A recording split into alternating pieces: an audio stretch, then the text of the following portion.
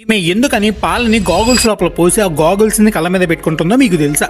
నిజానికి దీని వెనకాల ఒక రీజన్ అయితే ఉందా. ఆ రీజన్ ఏంటంటే వీళ్ళందరూ వాటర్ పోలో అథ్లెట్స్. ఈ వాటర్ పోలో అథ్లెట్స్ కి ఏంటంటే స్విమ్మింగ్ పూల్ లోకి అయితే గాగుల్స్ పెట్టుకొని దిగడానికి అయితే ఎలా ఉండదు. సో వీళ్ళందరూ గాగుల్స్ పెట్టుకోకుండా స్విమ్మింగ్ పూల్ లో అయితే దిగుతారు.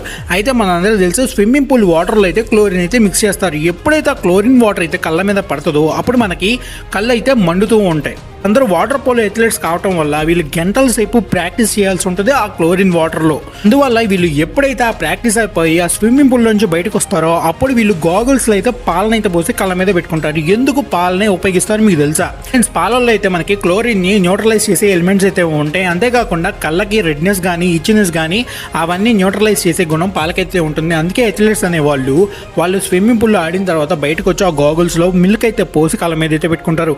ఇది మీరు చూస్తున్న ఈ కాయ పేరేంటో మీకు తెలుసా? వీటిని స్ప్లిట్టింగ్ కుకుంబర్స్ అని అంటారు. మన తెలుగులో చెప్పాలి అంటే పేలే దోసకాయలు లేదా పేలే కాయలు అని కూడా అంటారు.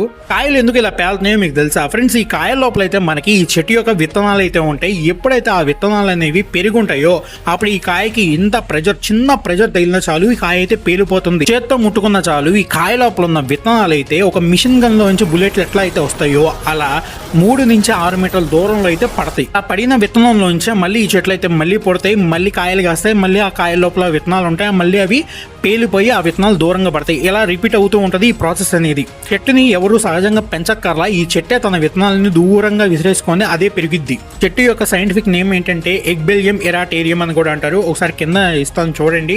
మీరు చూస్తున్నారు కదా, ఇది హ్యాండ్ వాష్ చేసుకుంటానికి అయితే కాదు. మరి ఏం కడుక్కుంటారో మీకు తెలుసా? ఫ్రెండ్స్, దీన్నే ఐ వాషర్ అంటారు. జనరల్ గా కెమికల్ ఫ్యాక్టరీస్ లో మరియు కెమికల్ ల్యాబ్స్ లో అయితే పనిచేస్తూ ఉంటారు కదా, వాళ్ళ కోసం అయితే ఇది డిజైన్ అయితే చేశారు. ఇందులో ట్యాప్ లో నుంచి మనకి వాటర్ అనేది ఫౌంటైన్ రూపంలో అయితే పడుతూ ఉంటుంది. ఎవరైతే కెమికల్ ల్యాబ్స్ లో మరియు కెమికల్ ఫ్యాక్టరీస్ లో పనిచేస్తూ ఉంటారో వాళ్ళు ఎక్కువగా కెమికల్ తో డీల్ చేస్తూ ఉంటారు కదా, అప్పుడప్పుడు కొన్నిసార్లు కెమికల్స్ అనేవి కళ్ళ లోపల పడుతూ ఉంటాయి. సో వాటి కోసం ఇవైతే కనిపెట్టారు. ఎవరైతే వర్కర్స్ పనిచేసి ఇంటికి వెళ్ళేటప్పుడు ఈ వాషర్ దగ్గరికి వచ్చి వాళ్ళ ఐస్ ని పెద్దగా తెరిచి ఈ వాటర్ లో పెడితే చాలు, ఈ వాటర్ కళ్ళల్లో పడి కళ్ళ లోపల ఏమైనా కెమికల్స్ పడినా డస్ట్ పడినా క్లీన్ చేస్తే దాని ద్వారా ఏంటంటే ఎటువంటి ఇన్ఫెక్షన్ అయితే కళ్ళకి రాదు. ఇలా కెమికల్ ఫ్యాక్టరీస్ లో మరియు ల్యాబ్స్ లో పనిచేసే వాళ్ళు అయితే వాళ్ళ ఐస్ ని ఇలా అయితే వాష్ చేస్తారు. మీకు అసలు తెలియదు చైనా వాళ్ళు ఇలా చేస్తున్నారని. వాళ్ళు ఏం చేస్తున్నారో తెలుసా? ఒకళ్ళకి చీమలను అయితే ఉంచి మట్టిలో ఉన్న ఈ రంధ్రంలో చీమల పుల్లని అయితే పెడుతున్నారు. అలా పెట్టిన తర్వాత ఆ రంధ్రంలో నుంచి క్రికెట్ అని చెప్పి ఒక చిన్న పురుగు అయితే బయటకు వస్తుంది. దాన్ని అయితే వీళ్ళు పట్టుకొని ఏం చేస్తున్నారో తెలుసా? ఫ్రై చేసుకొని తింటున్నారు. ఈ విషయం మీకు అసలు తెలిసి ఉండదు. అది ఏంటి అంటే జపాన్ లో అయితే లేజర్ మిషన్ అయితే కనిపెట్టారు. దాని ద్వారా యూజ్ ఏంటి అంటే ఎవరి ఫేస్ నైనా ఒక రాయి మీద అయితే చెక్కచ్చు.